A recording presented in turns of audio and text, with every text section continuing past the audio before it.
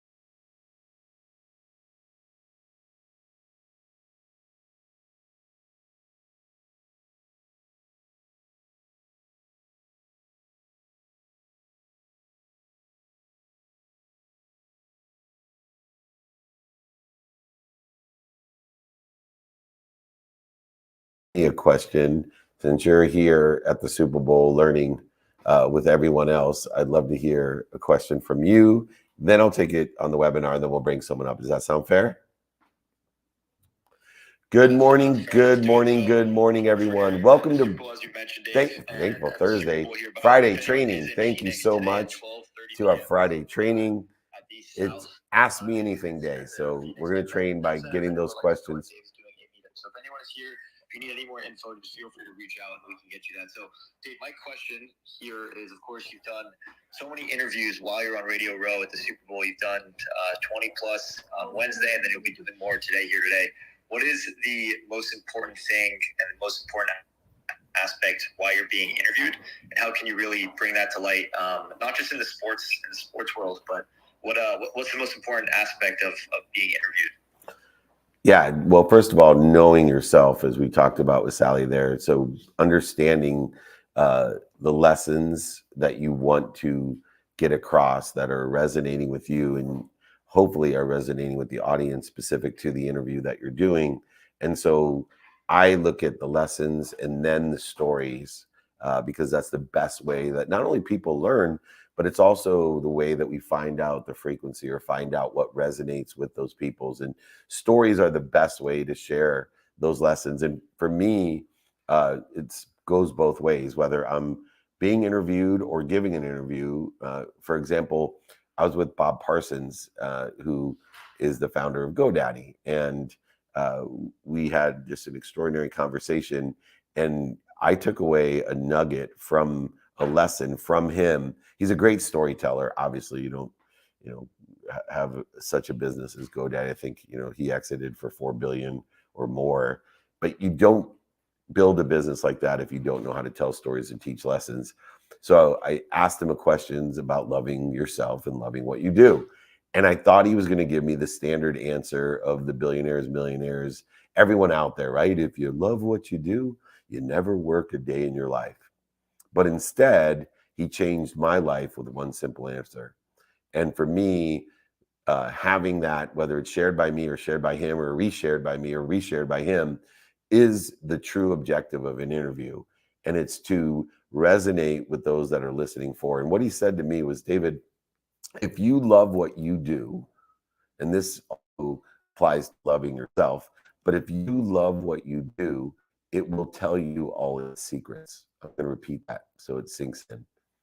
If you love what you do, it will tell you all its secrets. We love ourselves and we learn all the secrets, and we love what we do and we learn all the secrets.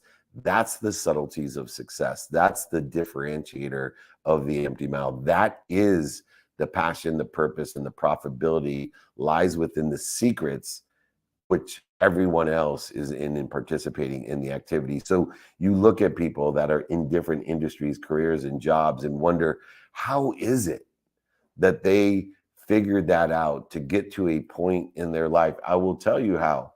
Because if you love what you do, if you learn to love what you do, if you learn to love yourself, if you can find the light, the love, and the lessons in everything that you do, if you can do that, it will tell you all the secrets. And those secrets are the secret sauce. Those are the quantitative differentiators in success, in the trajectory of what you think you want, accelerating, compounding, and aggregating upon itself. And so I want people to love themselves and to learn what and love what they do, or love what they do. So it will tell you its secrets, and those secrets are the most valuable of all aspects of an interview. So thank you, Jake. What a great question. All right, let's keep this rocking and rolling. I'm going to take a question online, resetting the room. I'm here in Arizona at the Super Bowl. Come meet me at 12:30 today by the convention center. Let's invite more people to join us. So go ahead and press the plus sign. But I'm going to take this question here. There's so many that we have.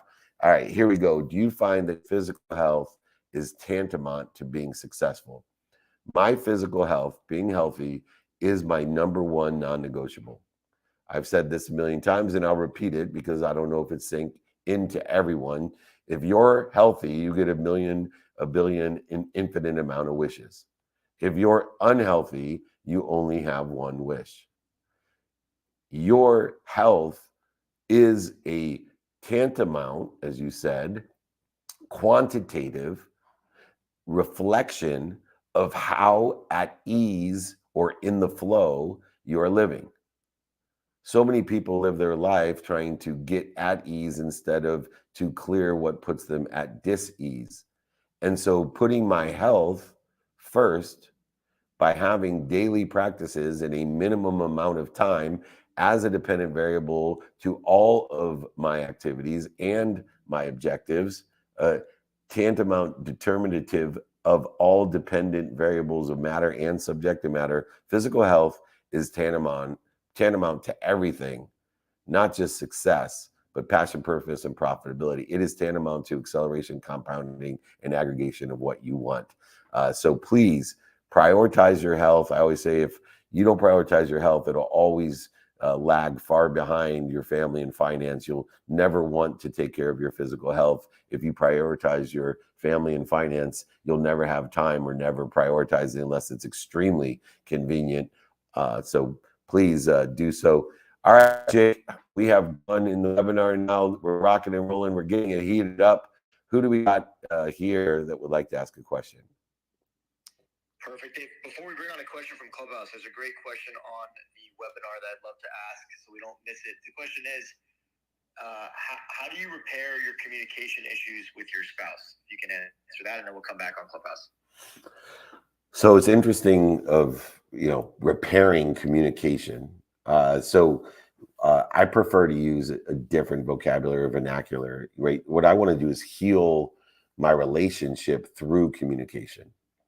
Right. So if I, through my communication, whatever type of communication it may be, have created dis-ease between me and those that are most relative to me, or those that are most relative, like my intimate partner, then what I want to do is heal that. And so the way that we heal it is through the 5 levels of intention, by making sure that we understand what to do to heal it, what to say to heal it, what to think to heal it, what to believe to heal it, and how to feel about it to heal it. And the only way that we can do that is to ask, right? And forgive ourselves as we find out, what did I do? What did I say? What am I thinking? What am I believing? Or what am I feeling that's creating this dis-ease between you and I? Because I want to prioritize the healing of our relationship because you are most relative to me. As I learn how to communicate in all 5 levels of intention in order which to clear the dis-ease that we've created and take, gratitude, find the light, the love, and the lessons through these questions. We also want to forgive ourselves, which will allow the other person as well to forgive us. We also be accountable on all 3 levels of, number 1, I'm responsible for what I did, said, thought, believed, and felt. I'm also utilizing the laws of attraction, right? Through what I did, said, thought, believed, and felt, I've attracted this dis-ease. And then finally, through the questioning and understanding and relieving of the dis-ease, I am now participating in your perception of what I did, said, thought, believed, and felt. And if I utilize accountability in all 3 stages, then I can heal the dis-ease that I've created, hopefully unintentionally, but even if it was intentional. And our objective in these relationships with people that are most relative to us is to meet people where they're at and understand that it wasn't what we did, said, thought, believed, or felt, but it's what they heard or they reacted to, their participation in the perception. Because sometimes it's not what we say or think, believe, or feel.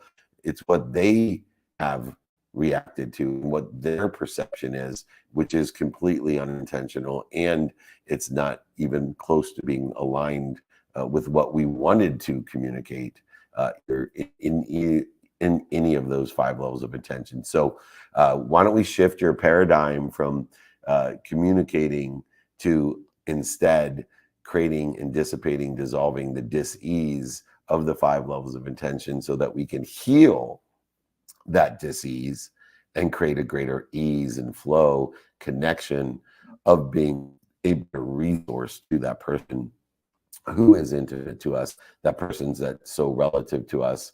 And when we are a resource, we then know that we have the light, the love, and the lesson coming through us.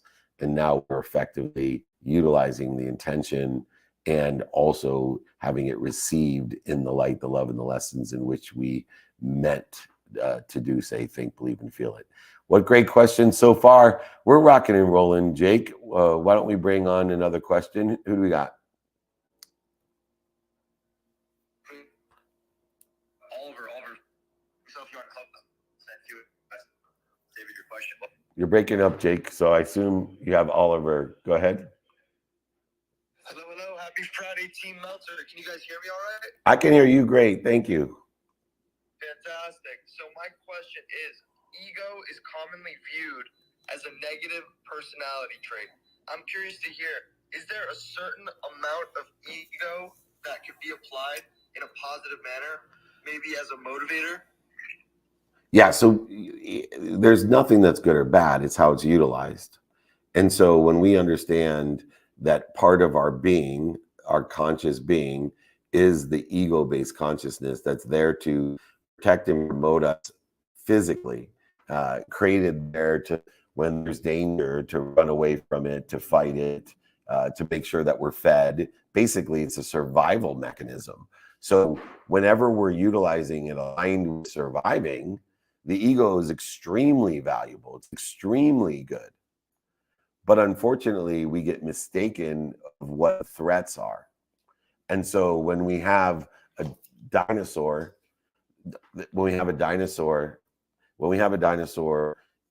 that imposes a utilization of the ego, or we look off the top of a skyrise and it tells us don't jump, we're utilizing ego as it was intended.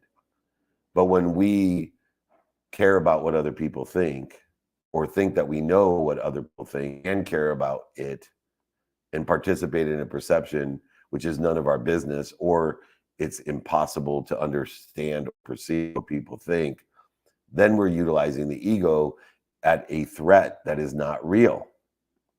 So I look at the ego not as good or bad, but as a tool to utilize by protecting me from real threat and stopping it when it misinterprets a threat from accelerating me in the wrong direction by fleeing from something that isn't an attack, by fighting something that isn't an attack, by feeding something that isn't an attack, or by procreating something or co-creating something that isn't an attack. The 4 functionalities of the ego: to fight, to flee, to feed, or to fornicate, procreate.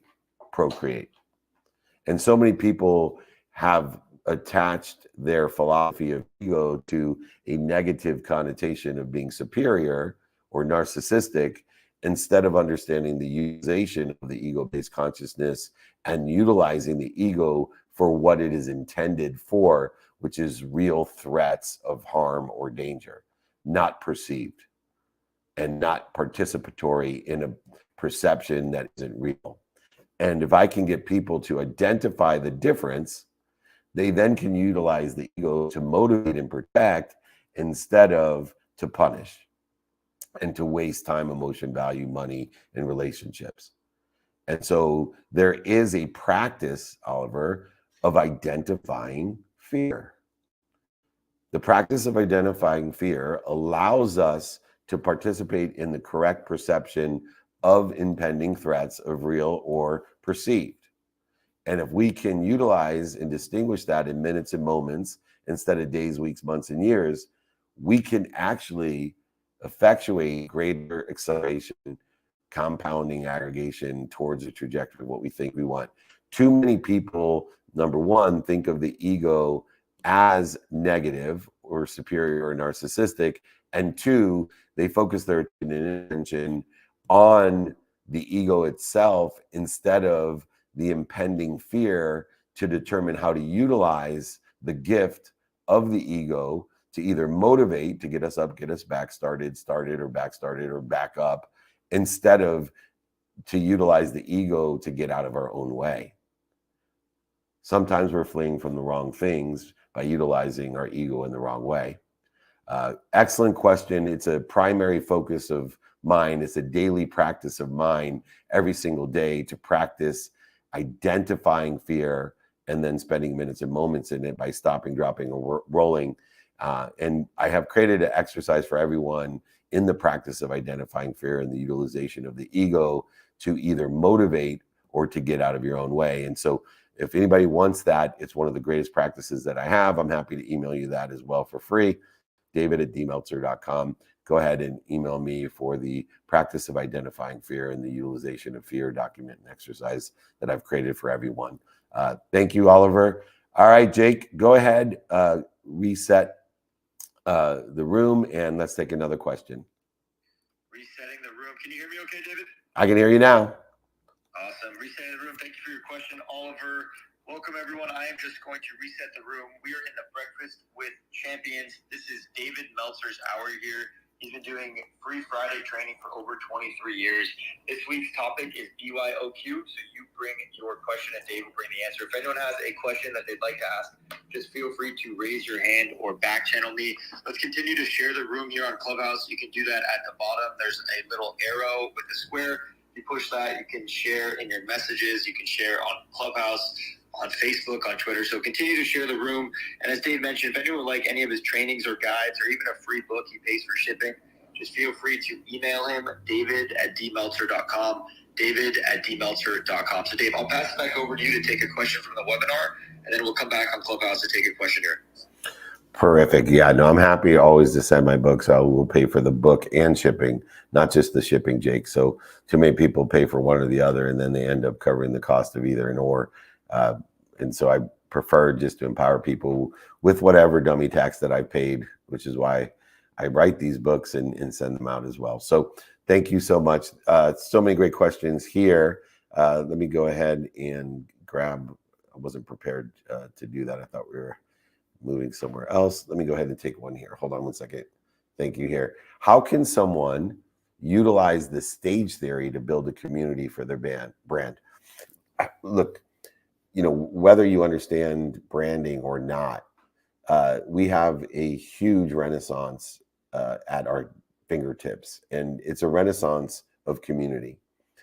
We have never, ever had the access to so many people that are like-minded, like-hearted, and like-handed. We have never been able to communicate effectively with so many people that are in our frequency or our neighborhood. Our neighborhoods have grown from the foursome at the golf course, a church group, a card group, or some kind of little league team interaction into a world and global community where when we know our essence, when we know who we are and we learn to love it, as Sally suggested before we got here, when we learn to know our skills, our knowledge, and our desire, which to me are quantitatively the easiest ways to start the process of learning and loving who we are. I am my skills. I am my knowledge of not only what, but who, and I am my desires. And when I can identify my skills, knowledge, and desire, then I create a community utilizing all the different ways that we can build or find or resonate or attract or connect with that community by communication in person, on the phone, via email, and media, traditional media and social media. And all of those, including social media, can be repurposed again. In other words, the whole world is our stage.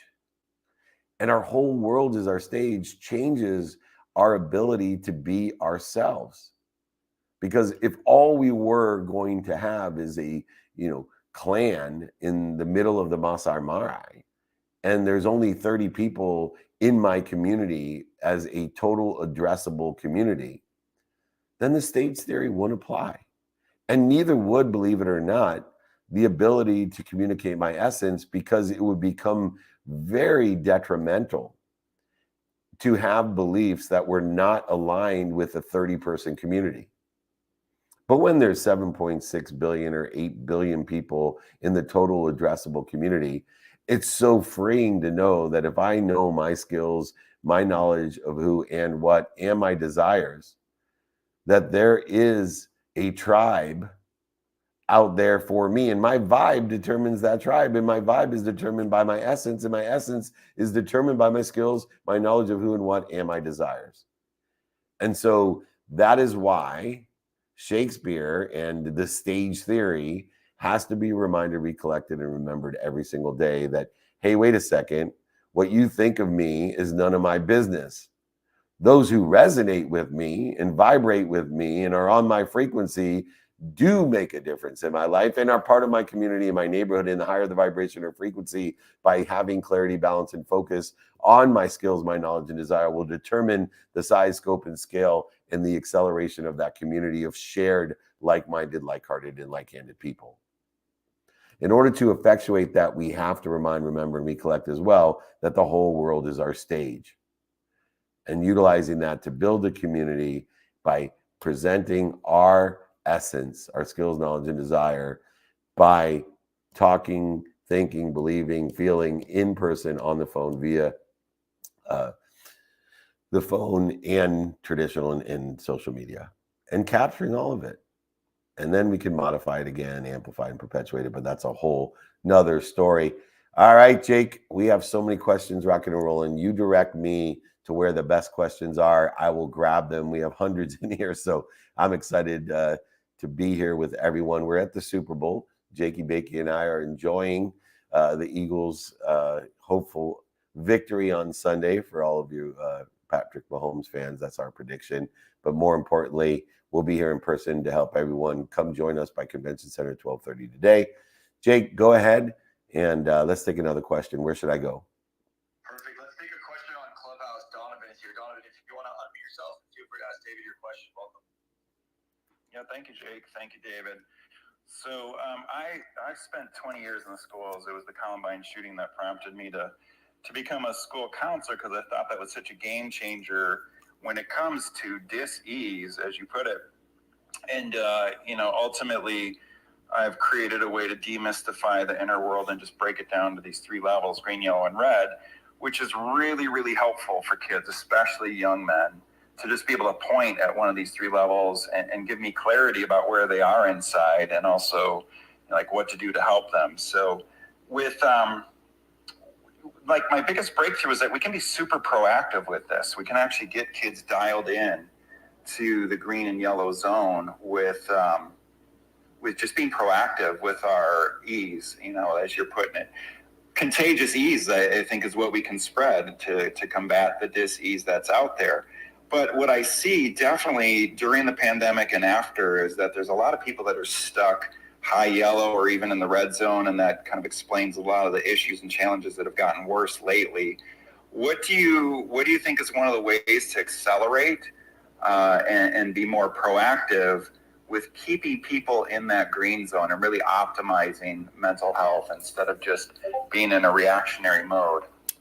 Yeah, I think it is relative to what I was talking about earlier. If we can take a step back and identify, let's just start with two primary things that create disease, especially in children. And where I like to focus when I'm teaching my own children and their friends and other people at schools that I speak with is let's just start, number one, understanding identifying fear. And there's two basic fears, especially in children, that can start the process and practice of identifying fear. And then we can hone it down to more subtleties in these two different practices. So the two greatest fears that people face is the fear of the past and the fear of the future. And to identify those fear, we can identify feelings that are relative or related to or aligned with the fear of the past and the fear of the future. The fear of the past, most kids and most people, it manifests itself or is identifiable by guilt and regret. And so I teach children, hey, look, if we want to stay in the green zone, we got to figure out when the stoplights are there. And the stoplights are fear. And the fear that we have of the past is guilt and regret. And those are interferences or dis-ease to our natural homeostasis of ease, of knowing and being protected and promoted by a source, an omniscient, all-powerful, knowing source, no matter what religion, philosophy, spirituality, or theories you believe in. I try to instill the idea that we're better off believing that there's something bigger than us that loves us more than our moms, that is omniscient, all-powerful, and all-knowing, and is always protecting and promoting us. And when we can identify the guilt and the resentment or regret that occurs by the past, and we can identify that and stop and breathe and say to ourselves, I am protected and promoted by this mistake, setback, failure of my past.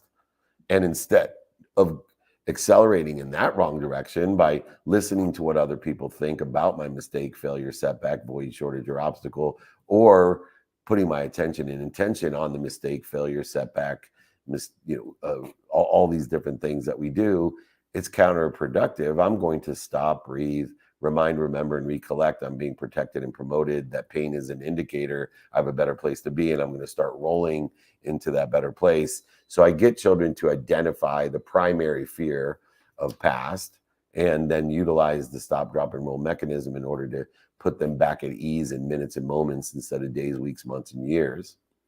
And then I look at the other big fear of especially children, which is the future, which we know as much as the feeling of regret and guilt are attached to the past as a fear, anxiety, which is on an upward trend, as you know and I know, especially within children, which creates depression, void, shortages, obstacles, and more mistakes. When we can identify anxiety of the future, which is the primary feeling of the future that we get when we are in fear-based consciousness, ego-based consciousness, and then replicate the same process to say, I'm feeling anxious, but instead of trying to out-logic it, analyze it, go over it, under it, through it, around it, instead of trying to deny it, just stop and remind, remember, and recollect it. Remind, remember, and recollect to the fact there's something bigger than you, regardless of your religion, spirituality, theories, or philosophies, and just stop. Just stop, remind, remember, and recollect, and then ask yourself, what is it I do want? Not what I don't want. Why am I listening to what other people think? Because what other people think is none of my business. All it's going to do is create more dis-ease because they're not me. and their participation in my perception is as much of an possibility as my participation in theirs, and theirs in mine. And so if I can start with children especially and teach them, look, there's two types of fears that we have to start practicing to identify so that we can remind, remember, and recollect what we are and who we are as a resource, and then roll into a trajectory of what we think we want in the future by doing our best and learning lessons and having fun. It's amazing how quickly the practice of identifying two fears, one of the past and one of the future, can change their lives and can create a minute and moment practice. And instead of spending days, weeks, months, and years in anxiety, regret, and guilt, they're spending it in ease as a light, liberating their light and other people around them's light. Instead of being influencers creating dis-ease, the flu, they become influencers, spreading the joy, the light, the love, and the lessons that they've learned by a practice of ending fear, by starting by identifying the fear of the past and the fear of the future. And I know I'm speaking to a lot of people who are empowering children out there and understand our future relies on it, but maybe we should practice it ourselves, because you can't give what you don't have. What an extraordinary question, and what an extraordinary mission you're on, in alignment and symbiotic with mine as well. So if there's anything I can do to help you in that mission, if I can send books to all your kids, or the exercises of identifying fears of the past and the future, I would be more than happy to do that as well, to assist you in your extraordinary efforts. So thank you for the question and for the mission that you're on. Jake? Thank you so much, David. You got it, my friend. Thank you. Talk to you soon. All right, Jake, where is the questions? Where do you want me to take them? There's tons of them everywhere. You got it. Let's Dave, take a question if you can from the webinar, and then we will take a question here from Willie when we're back on Clubhouse. All right, Free Willie next. Where there's a will, there's a way. I'll take a quick question about the most overlooked component in our lives. And it says, how do you establish credibility? Credibility is established by the truth, not by overselling, back-end selling, lying, manipulating, and cheating. Credibility is the most important thing when we're communicating with others. Just think about how important credibility is, because if you look at the ultimate credibility of being 100% credible, if I was, and I never have been, if I was 100% credible, if I lived within the light, if I lived within the truth, if I had some sort of power of omniscient, all-powerful meaning, instead of living in the radical humility, the ignorant humility that I live in today, that I don't know what I don't know. That's probably the only credible statement that I do make that is 100% credible. But if I was 100% credible in everything that I said, for example, if I was, which I'm not, 100% credible in saying, hey, anyone that wires me $1 million today, I will wire you back $2 million next Friday. If I was 100% credible, every single person within my voice would find a way to get $1 million if I was 100% credible. So one of the key lenses or toothbrushes or fine tooth combs that I utilize is I do my best to review what I'm saying, doing, thinking, and believing with a fine tooth comb of credibility, because I know the greater percentage of credibility that I have, the greater percent of an aligned outcome I'll receive.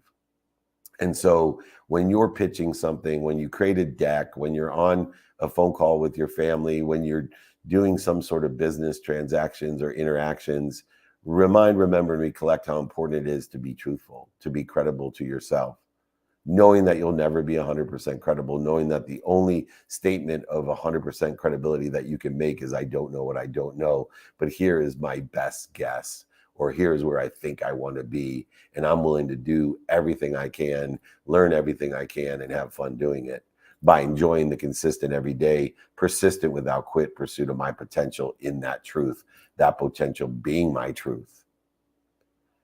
I know that it gets overlooked all the time. So many people think they need to tell people what they need to hear or do what people need done to be pleasers. You don't. You need to focus in on your truth, your potential. understanding your skills, your knowledge of who and what, and your desire.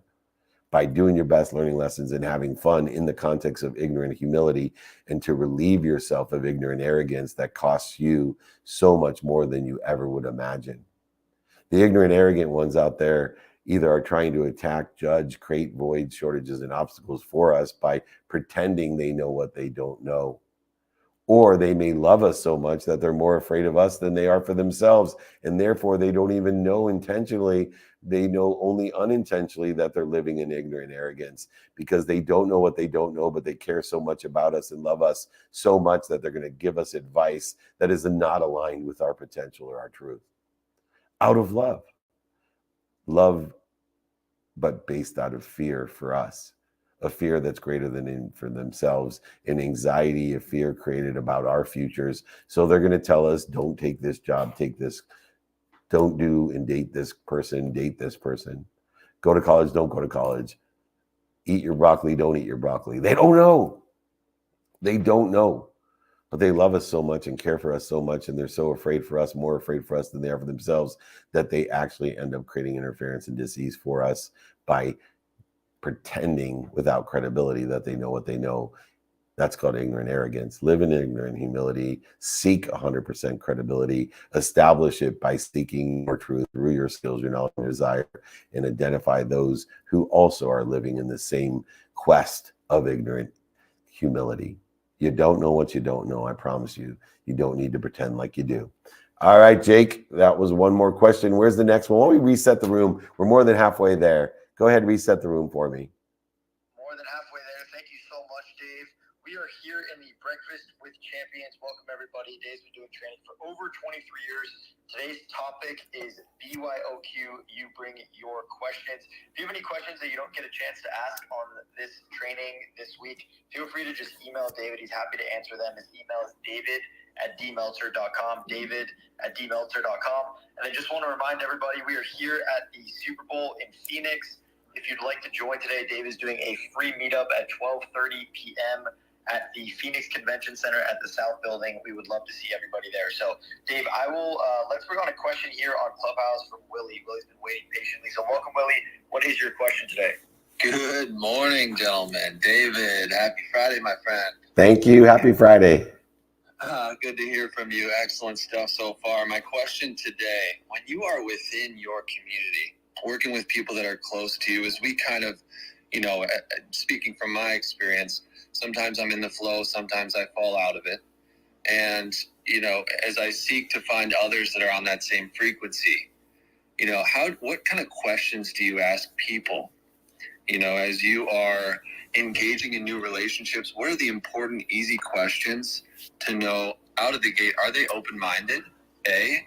And B, how can you maybe influence or inspire through questions? Yes. Well, first of all, you nailed my first pre-qualifier. So I know you've been at least listening through me as well, which is I make sure that I qualify people as having an open mind. Statistically, it's the greatest way to be able to inspire, to connect to and through people, to be a resource of the great source. So for me, I find out through a very open-ended question or comment if someone has an open mind. I do know, and I repeat this for everyone, that everyone has an open mind at a certain time. So I establish a repetitive ask, determinative upon time, to find out if someone has an open mind, if the scenario allows me to do so. So if I'm going to an annual, weekly, monthly occurrence and I can see the same people, I'm not necessarily going to push my agenda of open-minded connectivity or inspiration with someone who has a closed mind at that time, because you never know, right? I had one of my associates, the president of my company, lose her grandfather, and it was going to do me no good to go ahead and approach some sort of business objective with her because her mind was closed. Now, she's one of the most open-minded people that I know, but it just wasn't the right time. And I always say that we waste too much time with closed minds, and we need to create and practice finding those open minds by asking questions like, how are you? Looking in their eyes, smiling, see if we get a smile back, or making a joke to them, right? An open mind even if the joke's not funny, is going to laugh or smile at you or make a positive comment. You know, for example, I'm walking around here and we're at the Super Bowl. We're going to meet everybody at 12:30, just as a reminder. But anyone that's wearing Chief stuff, I'll say, did you get that on sale? And most of the people laugh. People from Kansas City are so nice, so open-minded the majority of the time. It's a collective consciousness. If you've ever been to Kansas City compared to other cities in the United States or around the world, you know, try to do that in Paris, you might get spit on or generally speaking. But you can find open minds everywhere by simply asking questions of open-mindedness, looking people in the eye, smiling, or joking with them. And then once you find there's an open mind, then all you need to do is ask a question of interest. Be more interested than interesting. Ask a question of interest pertaining to a subject matter that you want to talk about.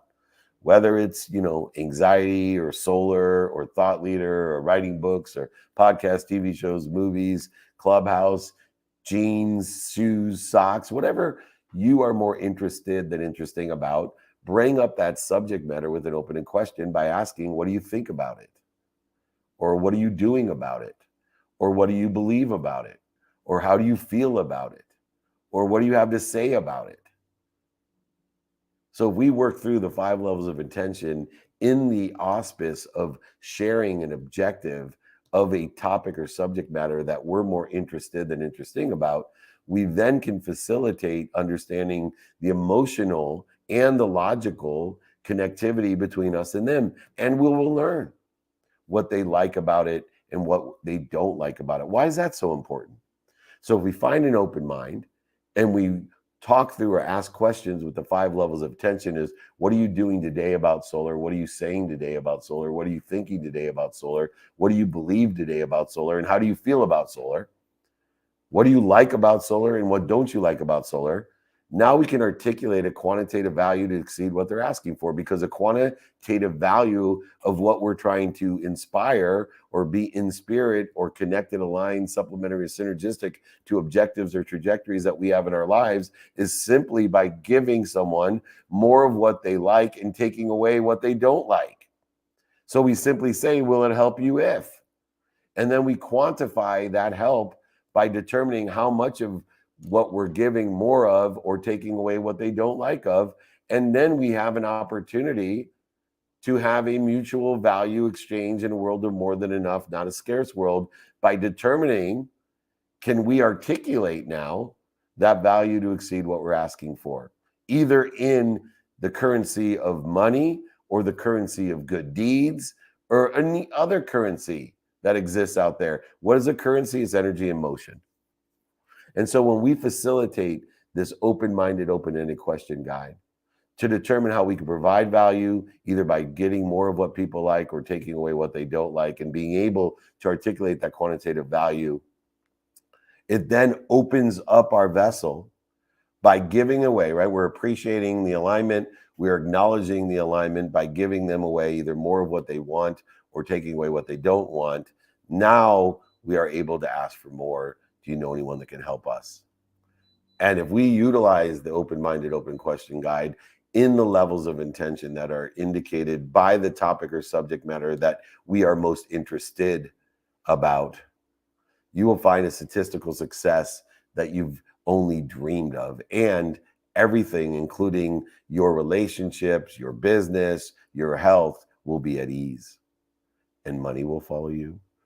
Relationships will follow you. Your frequency will be elevated, your vibration will be elevated, and you'll have a brand new neighborhood of options, opportunities, and touches of favor that you've never experienced before.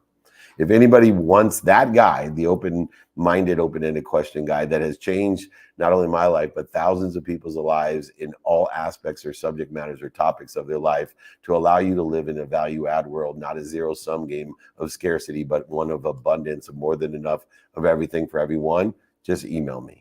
I promise you this exercise, it's free, it's we. Email me, david@dmeltzer.com. This exercise of open-minded, open questions will change your life. Where there's a will, there's a way. Hopefully Will's using our way and creating a flow every single day. I'm going to start rhyming and rapping pretty soon. If you didn't see, Michael Chandler and I are going on tour together before the McGregor fight and the Ultimate Fighter show that we're working on. We're going to go on a rap tour together. So join us. The middle. I was gonna say you sound like a rapper this morning, David. Exactly. I'm a middle-aged mutant rapper, derived from the Sugar Hill Gang early on in the 80s. Thank you. Somebody recognizes it. Pure rapping talent. Well, Will, thank you, Will, so much. That's one of my favorite epiphanies of the last few months, of being able to teach that in the way. You're awesome. Vice versa. All right, we got 15 minutes left, Jake. Reset the room. Remind everyone we're at the Super Bowl, and not to be jealous, just to come visit us at 12:30 today. Remind them to email me, david@dmeltzer.com. I am the middle-aged mutant turtle rapper, and I'm here to hopefully help you be at ease. Go ahead, Jakey. Set the room. Where there's a will, there's a way. Thank you so much, Will, for asking your question. Welcome, everybody. If you just joined, if you've been here, hope everyone is doing well. Happy Friday. We are in the Breakfast with Champions. Today, Dave's been doing free Friday training for over 23 years. Today's topic is BYOQ. You bring the questions, Dave will bring the answers. We have 15 minutes left, so if anyone has a question they'd like to ask here on Clubhouse, just feel free to raise your hand or back channel me. Let's continue to share the room here on Clubhouse. There's a little square with an arrow at the bottom. If you push that, you can share in your text messages on Clubhouse and any of your favorite social media platforms. And yes, once again, we are here in Phoenix. They will be hosting a free Friday meetup today at 12:30 p.m. Pacific time at the Phoenix Convention Center at 12:30 p.m. Pacific time. Mountain time, actually, 12:30 p.m. Mountain time. Right on. If anyone would like to join, then we will see you there. And then, yes, if anyone would like any of David's trainings or guides, just feel free to email him, david@dmeltzer.com, david@dmeltzer.com. So, Dave, do you want to take another question on the webinar? And then when you're back, we'll bring up Monica here on Clubhouse. Yeah, I do. And I want to thank everyone on the webinar. I can't believe we're over 80,000 people registered this week. And my mission and trajectory is to go over 100,000 as fast as I can. So invite your friends, family to join us. Just have them email me. We'll get them registered for our webinar series training, which are all free. So we're all good there. The question is, what is one skill that you wish you had or were better at? That's easy. Whether it was when I was 15, 25, 35, 45, or 55, the greatest skill that I believe that I can have or help people have is the ability to ask for help, to be more interested than interesting, aligned with being kind to my future self, and doing good deeds is one skill.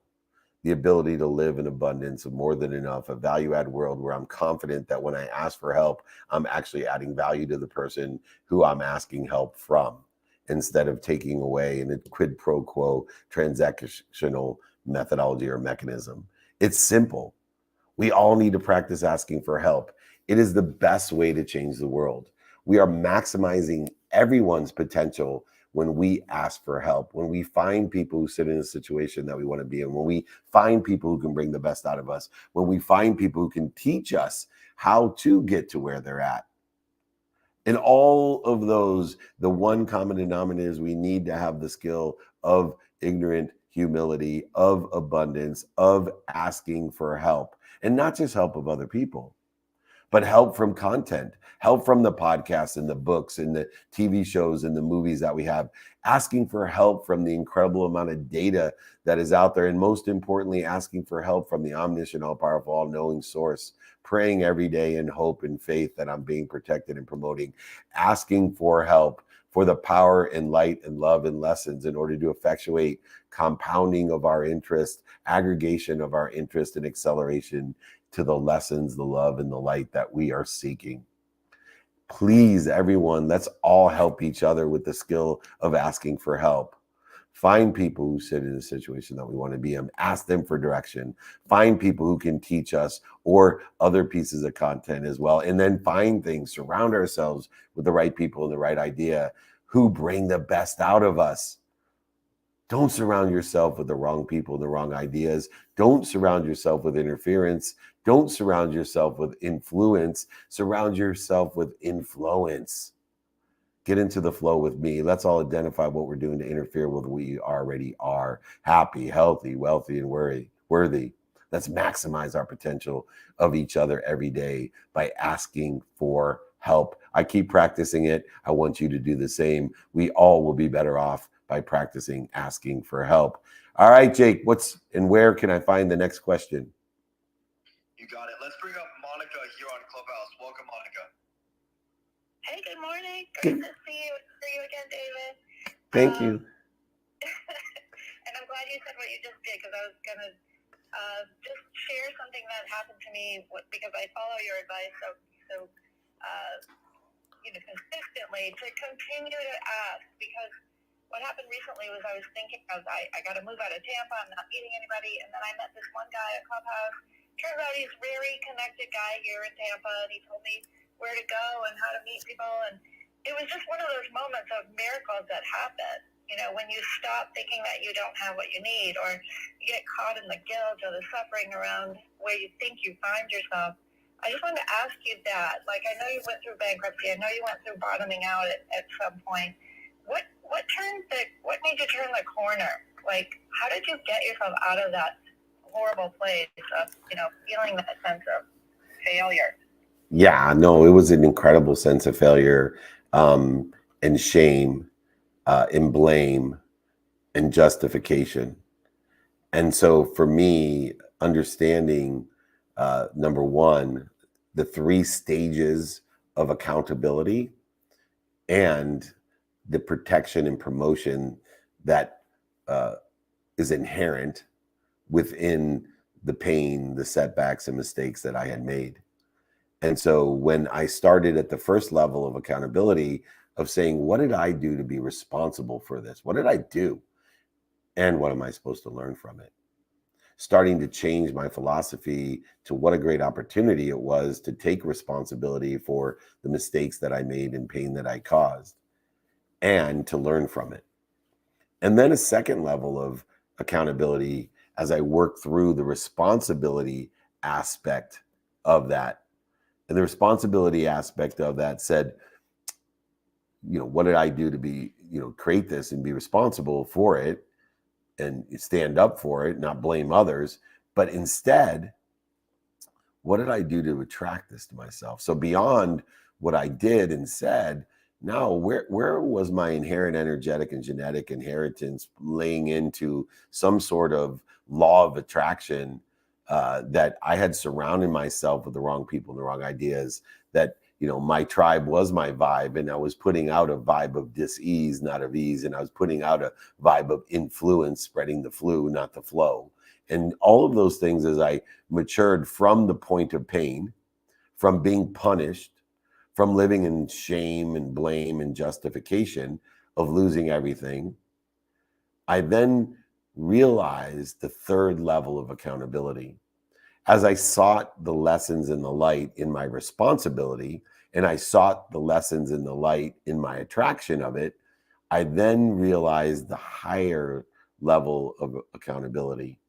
No longer would I live below the line in blame, shame, and justification, because there's always the ability to blame others, to justify why we aren't where we want to be, and to live in shame for doing so, because we know the truth that we are responsible, we did attract it.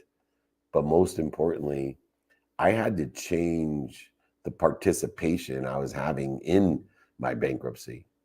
I had to change my participation from punishment to protection and promotion. I had to change my mindset, my heart set, and my handset, because my basement had a basement. Not only did I lose everything and have so many homes, golf course, ski mountain, so many things I bought to be happy, so many things I bought to impress other people, so many things I bought to impress people I didn't even like, so many things I bought I didn't need.